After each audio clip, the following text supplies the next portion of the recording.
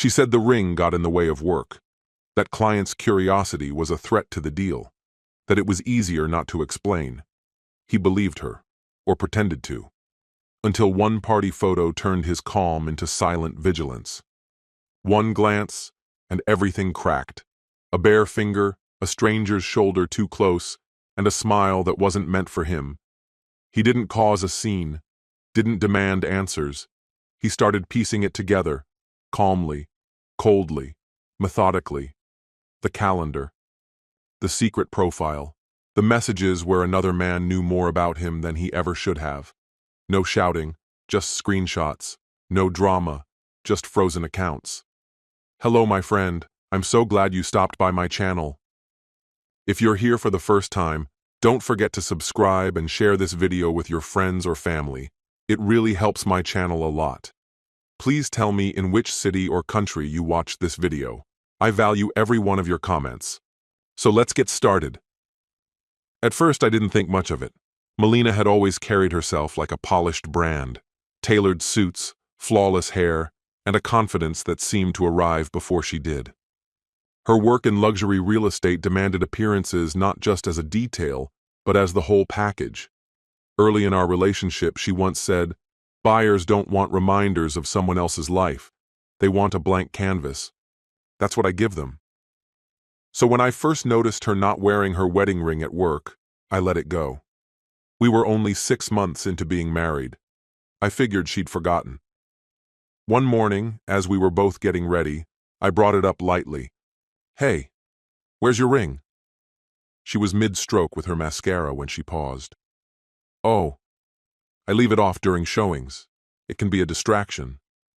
"A distraction how?" I asked. She gave a nonchalant shrug. "It invites questions. People get curious. Start asking personal stuff. It shifts the focus off the property. This way's just easier." I nodded like it made sense, but the explanation lingered in my mind. Every evening, as soon as she walked through the door, the ring would reappear, slipped on before her shoes were even off, like it was part of some well-rehearsed performance. Then, a few weeks later, something else caught my attention and didn't sit right.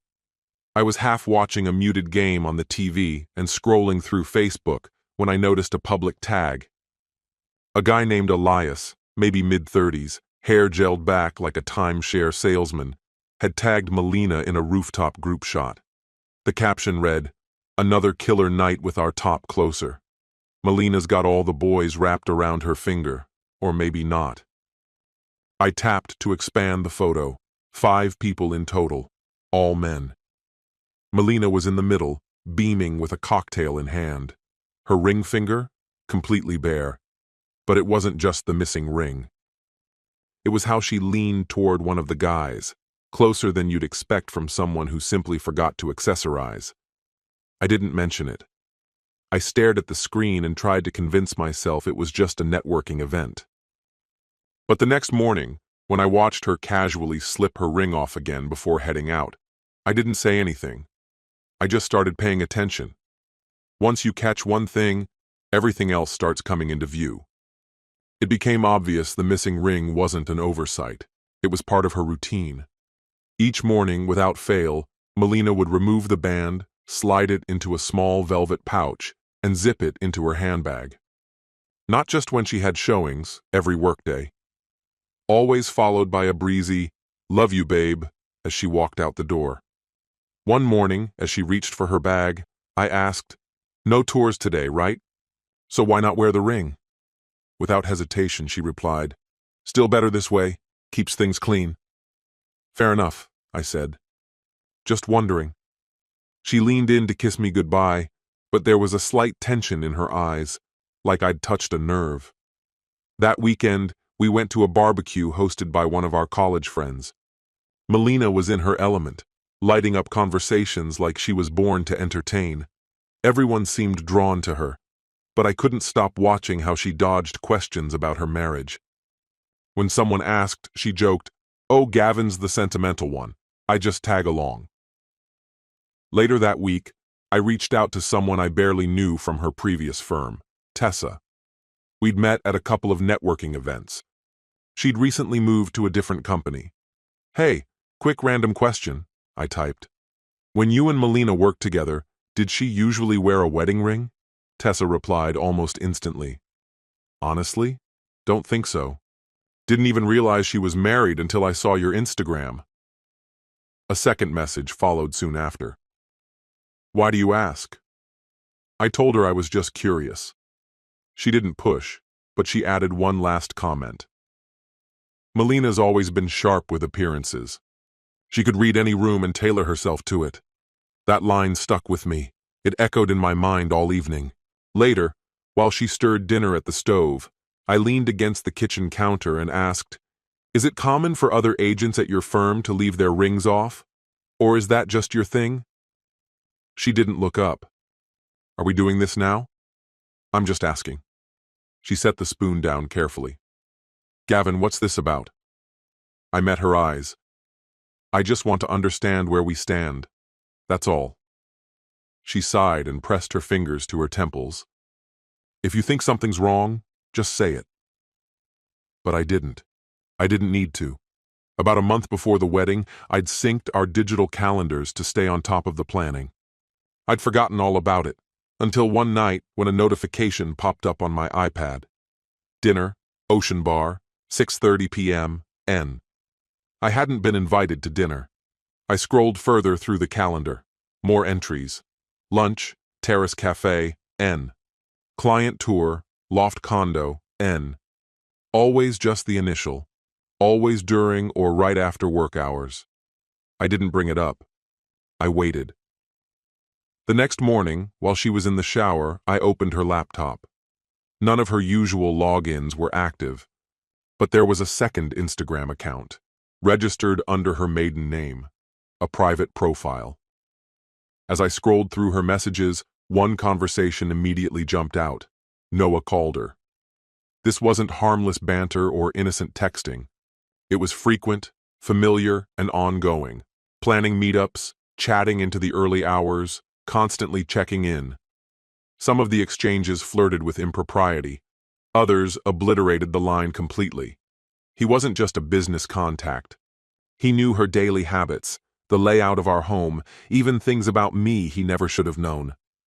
I captured every message, screenshotted the entire thread, and stored them in a hidden folder on my phone.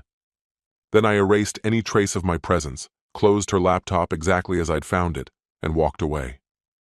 A few minutes later, she came out of the bathroom, pressed a kiss to my cheek, and casually mentioned she'd be late. She had a riverfront listing to show. I nodded and offered to handle dinner. She declined, said she might grab a bite with a client. Of course she would. I watched her walk out, handbag over her shoulder, the wedding ring tucked away like a secret she didn't want seen. Then I sat at the kitchen table, phone in hand, letting everything settle into place. The red flags had always been there. I'd just ignored them. That night, sleep never came. But I didn't confront her. Not yet. I wanted her to think I was still in the dark, because now I had a different plan. For the next several days, I played the part. I smiled, made dinner, sat beside her while she scrolled through her phone. All the while, I was dismantling the life we shared. My first move was canceling the Italy trip. Since the booking was in my name, the refund landed directly on my card. Then I contacted our bank. I transferred every dollar from our shared savings, the fund we'd built for a future home, into a holding account under suspicion of fraud. Technically, that wasn't a lie. She couldn't touch a cent unless I gave approval. Next, I ended the lease on our apartment. That was in my name too. If Melina wanted to stay, she'd have to carry the rent herself. My last stop was a law office. The firm was discreet, tucked into the 9th floor of a downtown building. I presented everything: chat logs, her calendar, our joint finances. The lawyer didn't ask many questions. He reviewed the files, then told me I was handling things exactly right. I already held every advantage. The key was to remain patient, and I did. I was unnervingly calm. That weekend, Melina came home with a new black dress, tags still dangling. She claimed it was a clearance find and smiled. "You're gonna love it," she said. I asked what the occasion was. She brushed past me and hung it up in the closet. "Just felt like dressing up," she said. I returned her smile, but said nothing. By Monday, she was back to her normal routine. Same bag, same rhythm, wedding ring still absent. The second she left, I grabbed a duffel bag from the closet. I packed only what I needed: laptop, charger, ID, some clothes, and left the rest behind. I dropped my keys on the counter, walked out the door, and didn't look back. No note, no explanation. I drove to a short-term rental on the other side of town and turned off my phone. Hours later, when I powered it back on, there was a notification. Luxury Motors Auto Lease Payment declined. I didn't open it, just leaned back in my chair. She'd figure it out soon enough. That evening, I was sitting on the Airbnb porch with a cheap beer, watching the sun stretch into streaks of orange, when her name lit up my phone. I let it ring. Then another call. Then a message. "Gavin, what is going on?" The lease was declined. "My card isn't working. Where are you?" I gave her an hour to stew before I responded. "Check your email." I'd already prepared the folder. Screenshots of her chats with Noah, copies of her calendar entries, a photo of the empty ring box on my side of the dresser. No message, no context, just facts. She called immediately. I let it ring. Then came the texts. "This isn't what it looks like. Let's talk. Please, Gavin, don't do this to us." That last word, us, nearly made me laugh. At exactly 10:14 p.m., she was banging on the Airbnb door. I still don't know how she found me. She always had a talent for turning up where she wasn't invited. I didn't move. "Gavin!" she screamed. "You're seriously hiding now? What kind of man does this?" I didn't reply. She pounded again. "Let me explain," I answered through the door. Was Noah a client? Since when do clients get to sleep with their agents? There was a pause. Then a softer voice followed. "I didn't mean for it to go this far." I opened the door just slightly. "So, tell me, Melina, what did you mean?" Her eyes were puffy, barefaced, the ring noticeably missing. "I don't know," she murmured. "I liked the attention. I felt stuck. I didn't think it would end like this." I stepped out, facing her directly. "So you built a second life, one that didn't include me. And now that the money's locked away, you want to fix it?" Tears streaked her cheeks. "I made a mistake, but we're married." That had to stand for something. I held her gaze a moment longer than I intended. "It did," I finally said. "Until the day you decided it didn't."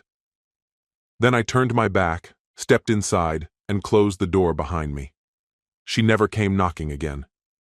Over the next week, Melina went into overdrive. Calls, emails, even waiting near my gym. I cut her off from every avenue that still mattered. The only one she managed to reach was my younger sister, Aubrey. She rang me that same evening. "She says you wrecked her life," she said flatly, no emotion in her tone. "Did she say why?" I asked. "She did. I asked for evidence. She didn't have any, just said you overreacted." I told Aubrey to make it clear, no more contact. But Melina didn't stop with family. She spread her version to our shared circle. According to her, I'd emptied our bank accounts in a jealous spiral, tanked her finances, and vanished. I didn't feel the need to set the record straight. It wasn't necessary, but I did send a single message to Noah's wife. Her name was Elena Calder. I found her tagged in one of his Facebook photos. I kept the message simple. "Hi, Elena, you don't know me. I'm Gavin Price. I think it's important you're aware that your husband and my wife have been involved. I've attached screenshots. No judgment, no accusations, just information. My only goal is honesty." She replied the following day. "I suspected as much. Thanks for confirming." That was all she wrote. 3 days later, Melina was placed on suspension at work. I hadn't submitted the evidence. Someone else forwarded the texts and images to her company's compliance department. I found out from someone we both knew. Noah had gone into damage control mode, and soon, word began to spread. Some of Melina's elite clients saw the messages. Some backed out. Others started asking questions she couldn't spin. Her professional image, the polished, put-together persona she curated, was cracking. She wasn't fired, but was asked to take a leave of absence while they reviewed her behavior. The polished, poised facade she lived behind was unraveling, and I hadn't raised my voice once. 2 weeks after I left, I was settling into a simpler life. A modest apartment, no clutter. I bought a used desk, set it near a window, and picked up freelance gigs. I didn't need much, just peace. Then one evening, I ran into her again. I had just finished a workout, toweling off as I headed out, when I saw her near the entrance. Hoodie up, sunglasses on, like she was hiding in plain sight. I kept walking. "Gavin," she said, catching my arm. "Please." We ended up standing near the vending machines by the back wall. "You shouldn't be here," I told her. "I didn't know where else to go. I've tried everything," she said. "No, you didn't come for me. You came because you need something." Her voice dropped. "I'm sorry. I know it doesn't fix anything. I betrayed you. I caused you pain. But I miss us." "What we had," I replied, "was genuine. Until it wasn't." Her eyes filled, but she held my gaze. "I didn't realize how empty my life felt until you left it." I gave a quiet nod. "Can't we try again? Just as friends?" she asked gently. I let the silence hang between us before I answered. For a long time, I thought I was the one to blame, that maybe I hadn't seen you clearly. But I had. I just didn't want to admit it. Her mouth trembled. "So that's it? You're walking away like none of it ever mattered?" I took a step back. "You did matter, more than anything. That's why I had to leave." She stood frozen, hands in her pockets, face hollow with fatigue. "I hope you find real help," I said. "I mean that." Then I turned and walked away. I didn't look back. 3 months later, the divorce was finalized. I don't think about Melina anymore. Not out of bitterness, just not at all. She never reached out again after that night, but I've heard things. She moved in with her sister. Her firm quietly let her go. Noah pulled out of several high-profile deals and left town. Not long after I contacted Elena, she filed for separation. I never aimed to destroy anything. I didn't need to. The truth did all the work. Melina's father called me once. He apologized and said she had finally started therapy. I told him I was glad she was getting help. That was the last piece of grace I had left to give. Now, I've started seeing someone new. It's slow, no rush, no sweeping declarations. Just walks, coffee, quiet time. It doesn't feel like fixing what was broken. It feels like something entirely new. The biggest change? I trust myself now. When my gut speaks, I listen. I don't trade peace for comfort anymore. Melina taught me that, not through words, but through omissions, through every lie masked as tenderness. Truth doesn't need to yell, it rises. And when it did, I didn't chase revenge. I chased clarity. Leaving wasn't anger, it was self-preservation. And I'm still here. This story has come to an end. What's your opinion? Share it in the comments, my friend. And if you like this story, check out other exciting videos on my channel. I'll say goodbye until the next video. See you.